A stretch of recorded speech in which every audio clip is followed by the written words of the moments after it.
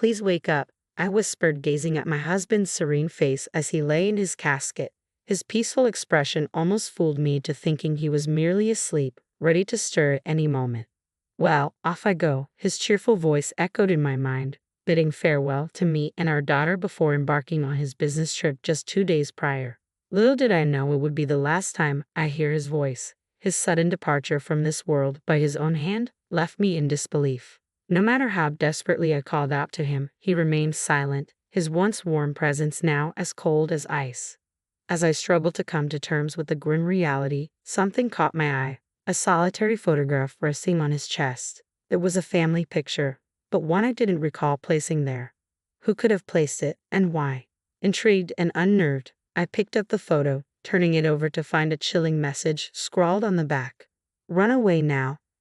A shiver ran down my spine as I turned to find my mother-in-law's cold gaze fixed upon me.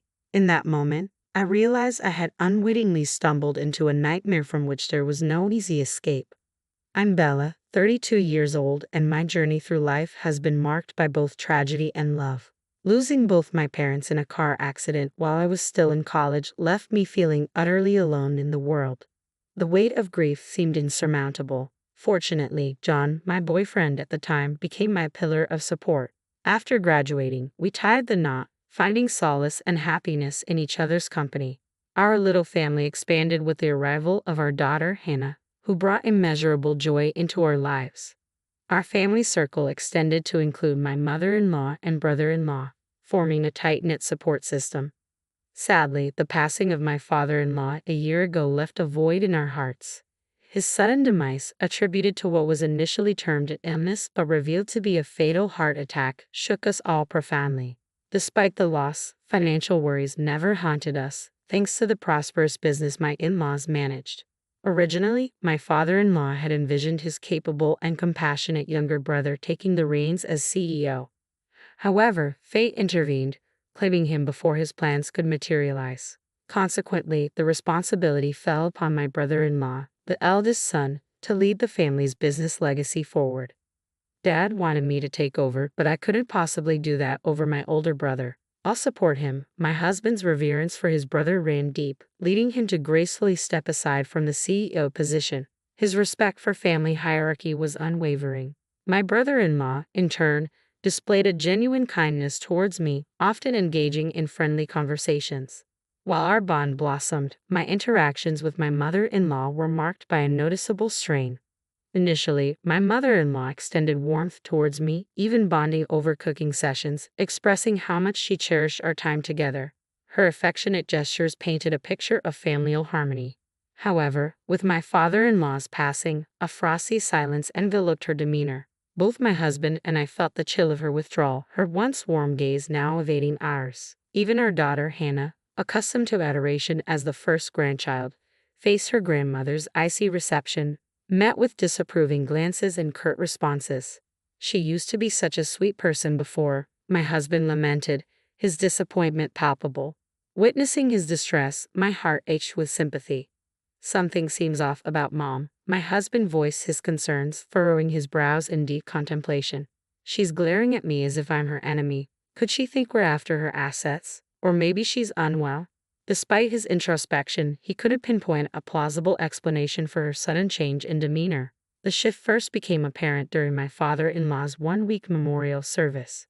Exhausted from the solemn proceedings, we sought respite at her home. However, our tranquility was shattered when we awoke to find our bag of clothes missing from the room.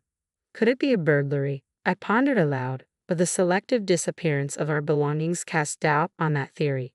As we scoured the house, a plume of smoke billowed from the backyard, drawing our attention. To our disbelief, we discovered our possessions ablaze, and there stood my mother-in-law. "Mom, did you do this?" we implored, seeking an explanation for her inexplicable actions. But she remained silent, her wide-eyed gaze and trembling hands betraying her fear. "Why, Mom? What have we done to deserve this hostility?" We pleaded for answers, but her lips remained sealed, leaving us grappling with uncertainty and confusion.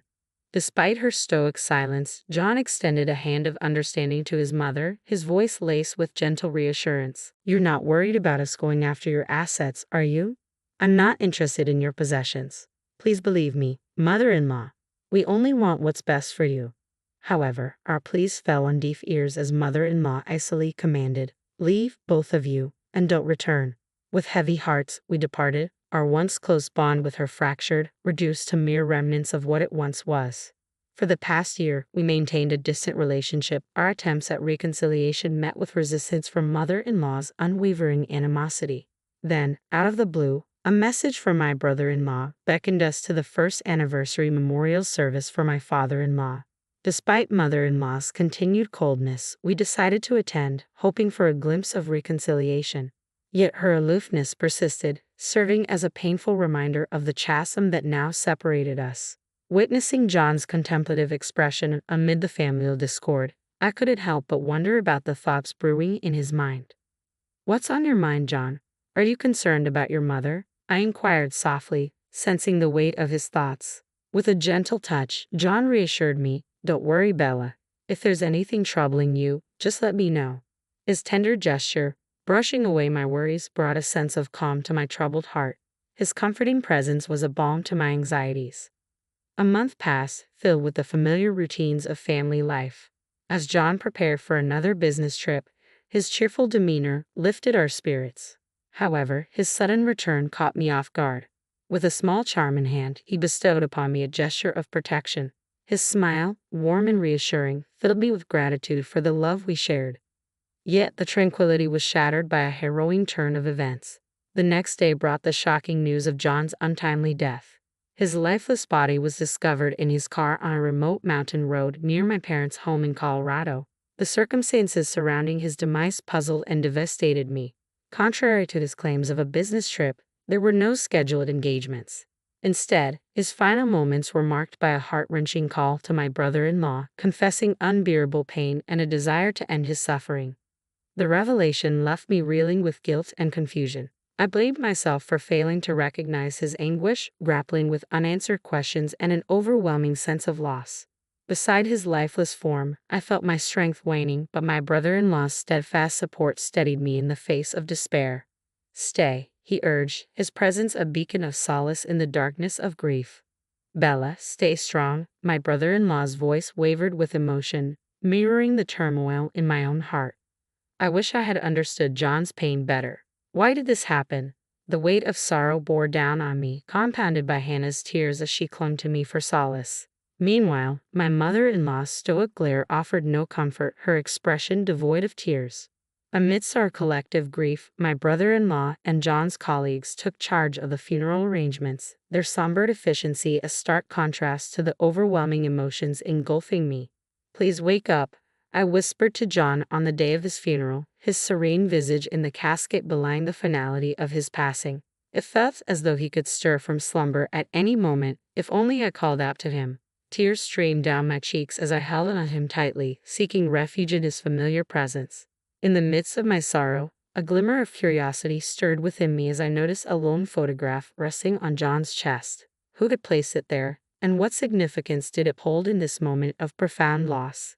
Intrigued, I lifted the photograph, only to find John's face marred by ruthless slashes from a cutter. My heart quickened as I read the ominous message scrawled on the back. "Run away now." Questions swirled in my mind. Who was the intended recipient of this chilling warning? As a shiver ran down my spine, I turned to find my mother-in-law's icy stare fixed upon me, her gaze piercing through me with unnerving intensity. Could she be involved? The tension thickened as she hastily looked away upon meeting my gaze, sparking a surge of suspicion within me. Discreetly, I slipped the photograph into the pocket of my dress, determined to unravel the mystery. In the aftermath of the funeral, amidst the quietude that followed, my thoughts kept returning to the cryptic message on the photograph. Though the sender remained elusive, the initials "S" hinted at a possible connection. The only "S" I could think of was Scarlett, my mother-in-law. Doubts gnawed at me, challenging the narrative of John's untimely demise. Desperate for answers, I resolved to confront my mother-in-law, bracing myself for the confrontation ahead. As I stepped into her home, my mother-in-law's demeanor remained as frosty as ever. With my brother-in-law absent at work, it was just the two of us in the sullen silence. "What brings you here all of a sudden?" she inquired, her tone guarded. "I was hoping to uncover some insights into John's passing." Perhaps there's a clue here in his childhood home, I replied, my words tinged with uncertainty. Lacking the courage to confront her directly, I found myself fabricating a reason for my visit. Searching for a distraction, my gaze wandered to the towering bookshelf dominating the living room. A testament to the family's love for literature, it housed not only novels but also encyclopedias and dictionaries. Among them, I spotted a few volumes from John's student days, evoking a wave of nostalgia. Curiosity getting the better of me, I reached for a couple of books, each adorned with a stamped initial indicating ownership. Beside John's J was a small, endearing image of a cuddling cat. The sight warmed my heart, a reminder of his gentle nature that always brought a smile to my face. As I perused the books, I couldn't shake off the palpable weight of my mother-in-law's gaze boring into my back. Amidst the sea of familiar titles, one book stood out, still clad in its cover. As I gingerly opened it, I discovered a tome on poisonous plants, its pages adorned with numerous post-it notes. My heart skipped a beat as I stumbled upon a note detailing the very poison that claimed my husband's life. The book bore a stamp of ownership, a damning piece of evidence that left me reeling. Summoning all my courage, I turned to my mother-in-law, brandishing the book before her. Her stoic facade crumbled as tears streamed down her face. I'm the one responsible. Please forgive me, she choked out amidst sobs. The revelation sent shockwaves through me, but there was no time for hesitation. We need to inform the authorities, I insisted, my voice trembling with urgency. With a heavy heart, I relayed the truth to the police. As I grappled with the gravity of the situation, my brother-in-law arrived home, oblivious to the turmoil that had unfolded. Concern etched upon his features, he questioned the somber atmosphere, his eyes darting between me and my tearful mother-in-law. What's happened? Why is Bella here? Please tell me, he implored, his voice laced with apprehension. I wanted to talk to my mother-in-law about my husband, I stammered, my words faltering as I struggled to find the right way to broach the subject. Understanding washed over my brother-in-law's face as he listened. Losing him must have been incredibly difficult for you. Are you feeling any better now, Bella? He inquired gently, his concern palpable. Unable to meet his gaze, I hesitated, grappling with the weight of unspoken truths. Before I could utter a word, my brother-in-law's unexpected confession caught me off guard. I know this isn't the time, but I've always harbored feelings for you, Bella. And Hannah, she's just so precious to me. Would you ever consider giving us a chance, starting anew? His words hung in the air, surprising me with their sincerity. I never imagined my brother-in-law harboring such feelings. Thank you, but I can't even fathom such thoughts right now, I replied, my voice tinged with gratitude and regret. Understanding flickered in his eyes as he accepted my response. Awkwardly scratching his head, he took the photograph from my outstretched hand. I'm sorry, he murmured, his gaze falling upon the image of my husband's battered face and the ominous message scrawled on its reverse. As the reality of the photograph's contents sank in, my brother-in-law's complexion paled, a gasp escaping his lips. This was inside John's coffin. Who could have done such a thing? His shock mirrored my own as we grappled with the sinister implications of the discovery. It's possible that someone at the funeral knows what happened to John, I mused aloud, the pieces of the puzzle slowly coming together in my mind. Wait a moment. John took his own life, so there's no perpetrator to speak of, I reasoned, trying to quell the rising unease. However, my brother-in-law appeared perplexed, his agitation palpable as he shifted uneasily. But in my dreams, John's voice echoes, accusing someone of betrayal and expressing hatred. I divulged, watching as his eyes widened in shock, his features contorting with alarm as if confronted with a horrifying revelation. And I found this, I continued, retrieving the damning evidence from the living room bookshelf. As I handed him the book on poisonous plants with incriminating notes, his expression morphed into one of profound concern, realizing the gravity of the situation. I presented the book on poisonous plants that I had discovered earlier, pointing out the bookplate bearing my brother-in-law's name, indicated by the stamped letter K. What are you insinuating? Are you suggesting that I murdered my own brother? My brother-in-law demanded, his voice tinged with disbelief. Instead of answering, I pressed on with my revelation. Beside me, my mother-in-law remained silent, her gaze fixed on the unfolding drama. And there's more, I declared, retrieving the charm my husband had given me. Carefully, I extracted a letter concealed within. Its contents sent shockwaves through the room. My brother killed our father with a poisonous plant.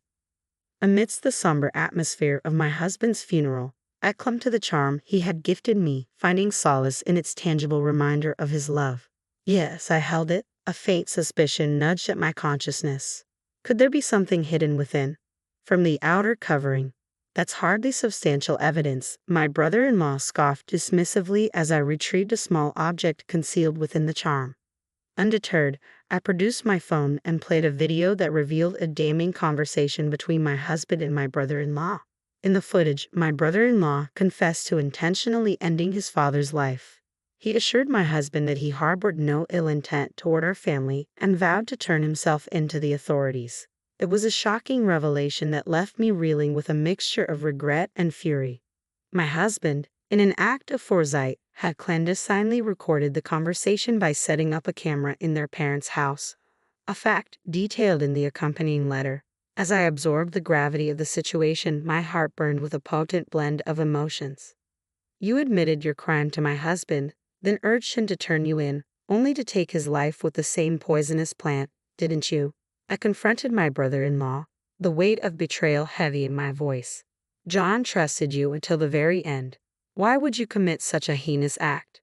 As I pressed him for answers, my brother-in-law's demeanor shifted, his once gentle countenance contorting into a terrifying visage as he clicked his tongue in frustration, his eyes flashing with anger. In that tense moment, my mother-in-law's anguish erupted into tears, her sobs filling the room. Why? How could you do something so cruel? She cried out, her confession echoing the painful truth of her complicity. It dawned on me then, the origins of this tragedy rooted in the bond between the brothers. Despite their closeness in childhood, envy and resentment had poisoned my brother-in-law's heart over time, leading to a series of petty pranks aimed at undermining his talented younger sibling John. My in-laws had always maintained strict discipline with my brother-in-law, aware of his penchant for mischief. Despite this, John never harbored any resentment towards his brother, instead choosing to admire and support him. This unwavering loyalty only deepened my mother-in-law's sense of dismay. Following my father-in-law's sudden demise while tidying the bookshelf, my mother-in-law stumbled upon a book detailing poisonous plants. Despite the diagnosis of a heart attack, John had never displayed any prior heart issues during his medical checkups, leaving me with a lingering sense of unease. It was then that I noticed a bookmark nestled within the book, detailing the exact symptoms my husband had experienced before his passing. A revelation that sent shockwaves through me. Even more alarming was my brother-in-law's intense fascination with the book on poisonous plants, a detail that did not escape my notice. To add to the growing list of unsettling discoveries, my mother-in-law unearthed a photograph of John's disfigured face hidden within the pages of the book, further deepening the mystery surrounding his untimely demise. Despite her suspicions, my mother-in-law hesitated to confront my brother-in-law without concrete evidence, knowing he would likely deny any wrongdoing. At my father-in-law's memorial service, during our visit to the family home, my mother-in-law was visibly shaken to discover my brother-in-law burning our belongings. Fearing for her safety, she chose to distance herself from us, her demeanor growing cold and distant. In a moment of desperation, she confided in me, her voice strained with anguish as she explained her actions. Her face etched with worry lines, I struggled to find the right words to comfort her. Even after we stopped visiting, she recounted, my brother-in-law's behavior grew increasingly ominous. He muttered to himself, I have to do something about John, leaving me deeply concerned. I recounted how I had tried to warn my husband at his first memorial, using the photo phone in the book about poisonous plants as a covert means of communication. I had also whispered to John about the possibility that his brother Ken may have been responsible for their father's death. Unfortunately, it seemed our attempt to warn my husband had backfired. If he hadn't been aware, he might not have confronted my brother-in-law, and perhaps things wouldn't have escalated to this extent.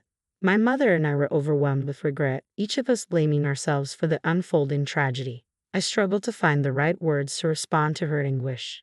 It's all because our father refused to let me take over the company, my brother-in-law interjected bitterly, deflecting blame onto our deceased father.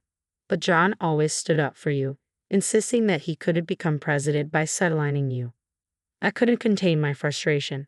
As if that matters. Both our father and John loved you. There was no need for you to resort to such drastic measures. What's the point now? I exclaimed, my voice tinged with a mixture of anger and despair. Defiantly, my brother-in-law dismissed our accusations with a chilling expression. Blame the parents who favored my younger brother and the facade of the good son John. It's all your fault, he retorted, his words sending shivers down my spine. You've taken away my beloved husband. I'll never forgive you. I seethed, my anger boiling over at my brother-in-law's callous actions. Shut up. If you hadn't interfered, you could have been my wife, he spat back venomously, his words dripping with malice. Suddenly, he lunged at me with a knife he had concealed, the glint of metal sending the chill down my spine. Panicked, I screamed for help and attempted to flee, but he was relentless, swiftly closing the distance between us. With nowhere left to run, I found myself cornered, facing the sharp edge of the blade. Instinctively, I shut my eyes, racing for the worst. Then, a resounding thud echoed through the room as someone intervened to shield me from harm. To my astonishment, it was my mother-in-law. Mother-in-law, are you hurt? I gasped, seeing her grimace as blood trickled from her injured arm. Ken, please stop this madness. Turn yourself in, she pleaded, her voice trembling with urgency. Shut up, both of you. You're the ones who need to disappear, my brother-in-law snarled, his rage unabated. Why would you go to such lengths, especially now that you've achieved your dream of becoming CEO? I implored, struggling to understand his motives amidst the chaos. I need money, my brother-in-law confessed, his desperation palpable. Despite assuming control of the company, he lacked the business acumen to manage it, burdening himself with mounting debts within a year. In a desperate bid to alleviate his financial woes, he resorted to taking out a hefty life insurance policy on my husband, his younger brother. It's amusing, really. John believed my lies so easily, even when I pretended to confess, my brother-in-law chuckled bitterly, his laughter tinged with malice. I recoiled in disgust at his callous demeanor, but even in his deceit, he remained cautious, ensuring that John didn't consume the drink he had offered. A toast to our farewell, he sneered, his suspicions of poisonous herbs evident. Yet he did shake John's hand, unwittingly transferring traces of the lethal substance. John had a habit of licking his fingers, you know? So it's no surprise the poison began to take effect during the car ride home, my brother-in-law boasted, his voice filled with a twisted sense of triumph as he brandished a knife before us. Despite everything, my husband still wanted to save you. Why couldn't you understand his compassion? I exclaimed, frustration seeping into my voice. Blame my parents for favoring John over me, my brother-in-law retorted defiantly, deflecting responsibility onto others. As tension reached its peak, the arrival of the police brought an end to the harrowing ordeal. Despite their intervention, my brother-in-law continued to struggle until the very end. My brother-in-law's desperate pleas fell on deaf ears as he gasped and finally succumbed to the authorities, his tumultuous outbursts quelled. Thankfully, my mother-in-law's injury proved to be minor, and she was quickly on the path to recovery. As my brother-in-law was escorted away by the police, it became clear that he harbored no remorse for his actions, leaving little doubt that he would face a lengthy sentence behind bars. With him out of our lives, I found solace in the comfort of my mother-in-law's embrace. Returning to her former self, my mother-in-law showered affection upon my daughter Hannah and me. Together, we forged a sense of familial harmony, finding happiness in each other's company. And as I revisited the letter concealed within the charm my husband had given me, its heartfelt message served as a poignant reminder of his enduring love. Bella, you are my treasure. I love you always. Embracing my husband's enduring affection, I resolved to carry on, finding strength in his unwavering love and the bond shared between us.